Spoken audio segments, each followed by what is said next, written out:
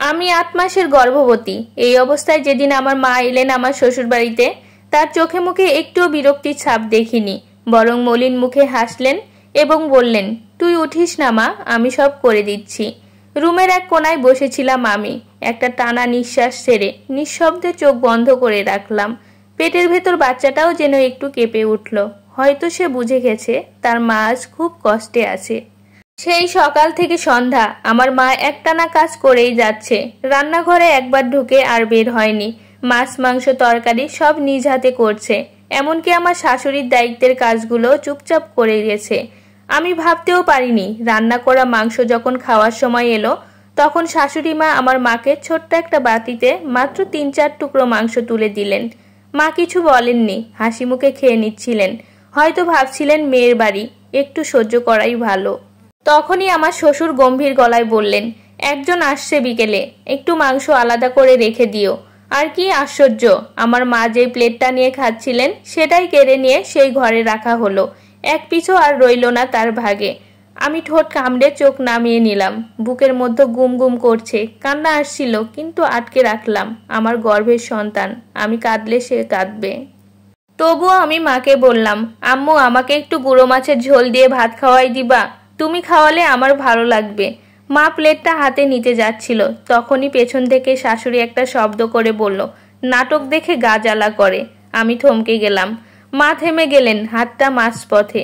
আমি বুঝতে পারি আমার মা কতবার মুখ বন্ধ করে রেখেছে, কতবার অপমান গিলে হজম করেছে, শুধু এই ভেবে যে মেয়েটা সুখে থাক। এদিকে আমার শাশুড়ি তার ছেলেকে বলে, ও তো আমার নিজের মেয়ের মতোই, হাস্যকর লাগে। একজন মানুষ মেয়ের মতো দেখলে তার মাকে এভাবে অপমান করে।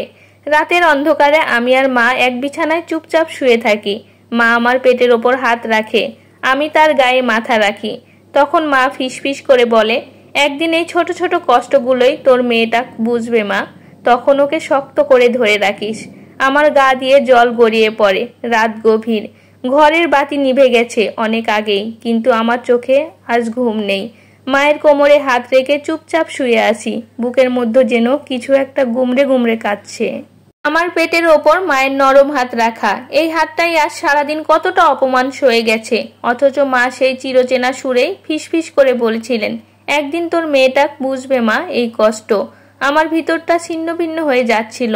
যার মায়ের ভাত কেড়ে নেয় কেউ, তাকে নিজের মেয়ে বলে। যারা গর্ভবতী মেয়েকে নাটকবাজ বলে, তারা কি আদৌ মানুষ?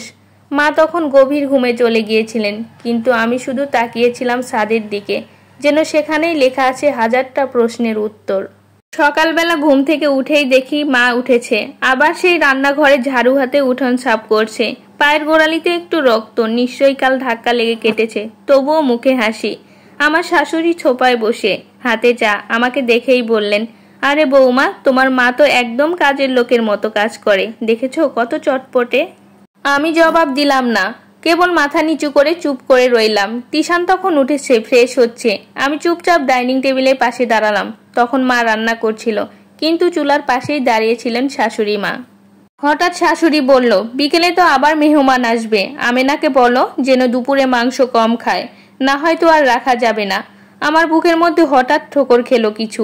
আমেনা মার নাম, কোনোদিন তো মুখে নাম উচ্চারণ করতেন না তিনি, এখন এমন স্বাচ্ছন্দ্যে, সেটাও কিভাবে? কেবল হিসেব করে যেন কে কতটুকু খাবে। আমার মা তখন নরম গলায় বললেন, আমি কম খাবো, সমস্যা নাই, আমার মেয়েটা ঠিক মতো খায় না, আমি তার পাশে বসে থাকি, আপনি মেহমানকে ভালো করে খাওয়ান। আমার চোখ ভিজে যাচ্ছিল, কিন্তু আমি কিছুই বলতে পারিনি।